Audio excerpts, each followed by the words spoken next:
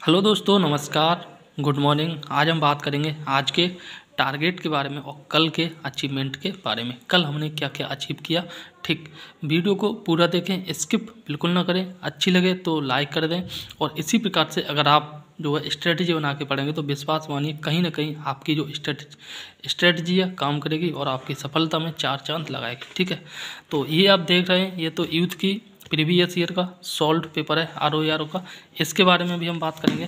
ठीक है ना, पहले हम बात करते हैं आज के टारगेट के बारे में। देखो, आज तारीख है 30 जनवरी और डे है अपने टारगेट का 19वां। ठीक, घटना चक्र को हम पढ़ रहे हैं। ठीक है, आज जो है घटना चक्र की एनवायरनमेंट पढ़नी है।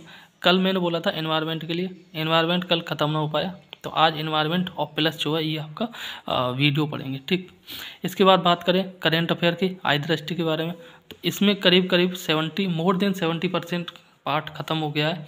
70% से अधिक ख़त्म हो गया है। ठीक, इसके साथ क्विज की बात करें, स्टडी फॉर सिविल सर्विसेज का जो फ्री वाला क्विज है ये मैंने दिया था। ठीक, कल करीब करीब 400 क्विज लगाए थे। ठीक, ये प्रीवियस ईयर के पढ़े, प्रीवियस के पढ़े थे, प्रीवियस डे के वो। ठीक, इसके साथ PYQ के लिए आपको ना ये बुक पढ़नी पड़ेगी। ये बुक मुझे पता है कि आप पहले से पढ़ चुके होंगे, लेकिन इस बार अंत में इस बुक को दोबारा से अच्छे से पढ़ना है। ठीक, इसके बाद बात करते हैं मॉक की। मॉक टाइम हो तो लगाओ, नहीं तो कोई ज़रूरी नहीं है आप, क्योंकि मॉक में कई बार मॉक जो है बहुत टेढ़े आते हैं और वहाँ पे कॉन्फिडेंट हो जाता है ये डाउन, तो उससे अच्छा है कि न लगाओ। ठीक, अभी केवल रिवीजन करो।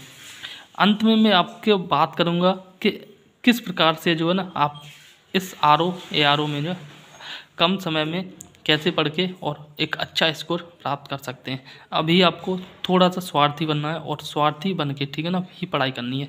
कहने का मतलब ये है कि जिस सब्जेक्ट का वेटेज अधिक है उसी सब्जेक्ट पे ज़्यादा ध्यान देना है। ठीक, जिस सब्जेक्ट का वेटेज कम है उस पर जो है आपको कम ध्यान देना है। ठीक, तो अभी आपको किन किन सब्जेक्ट पे ज़्यादा ध्यान देना है, ठीक, वो हम बताते हैं। ठीक, देखो, अगर हम बात करें हिंदी की, हिंदी सभी को पता है 60 नंबर की आती है। 60 में से अगर किस्मत अच्छी रही और अच्छे से हिंदी पढ़ी है, ठीक है ना, तो विश्वास मानिए 55 नंबर कहीं नहीं है। 55 से लोग जो 58 तक मार देते हैं। ठीक है ना, 58 तक मार देते हैं, तो 55 नंबर मान के चलते हैं हिंदी के।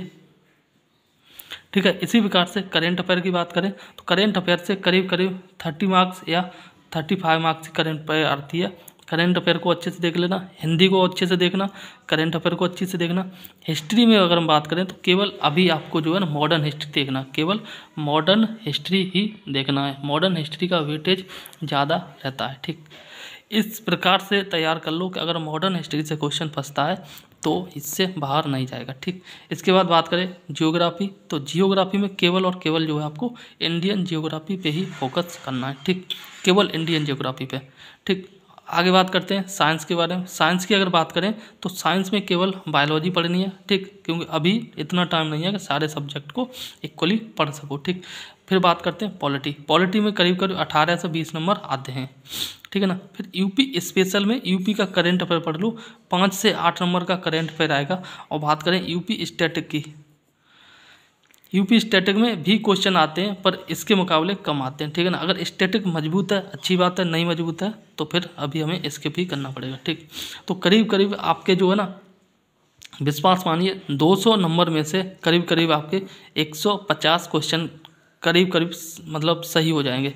ठीक है ना, इतना का स्कोर है और इतने के स्कोर के बाद काट पीट के आपके जो है 120 क्वेश्चन आराम से सही हो जाएगा। अगर इतना हो जाता है तो विश्वास मानिए आराम से सिलेक्शन हो जाएगा।